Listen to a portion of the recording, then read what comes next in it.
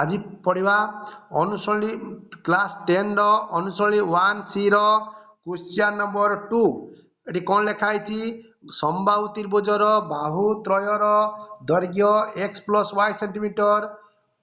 गोटे 4x y centimetre और y + 2 centimetre हेले बाहु दैर्घ्यर स्थिर बाहुर दैर्घ्य स्थिर कर। एबे कि कौन करवा ना जेहेतु एक समबाहु त्रिभुज जेहेतु आम जाचु गोटे समबाहु त्रिभुजर प्रत्येक बाहु है समान जदि सी कौन कही ना 3टा सारा बाहु माप दे देछि गोटे बाहु देछि x + 4 गोटे देछि 4x - y अन्य बाहुटा देछि y + 2 आमे जानिचु त्रिभुजर 3टा सारा बाहु समान अर्थात ए बाहु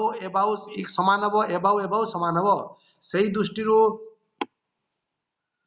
आमे एई दुईटा को समान कले माने x + y x + 4 = y + 2 कले एथिरे पारापुरी कले गोटे समीकरण पाई जिबा x y टा कोड पारे दिले -y +4 अछि एकोड -4 हे जिवो 2 4 imply that x - y = -2 ये गोटे समीकरण बाहला एई दुईटा को धरी कि इक्वल करी गोटे समीकरण पाइलु सेमिति एईटा को बा एई दुईटा को इक्वल टू आउ गोटे समीकरण पाई जिबा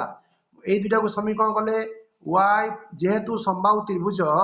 प्रत्येक बाहु गुडी समान थाए तो ए बाहु और ए बाहु समान y + 2 = 4x - y imply that आमे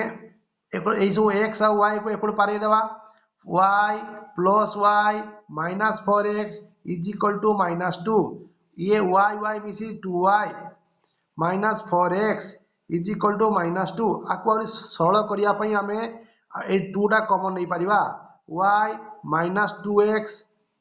- 2 ए 2 टा गुण अछि एकड़े हण होई जिवो तबे आगे x तो लिखले -2x + y - 2/2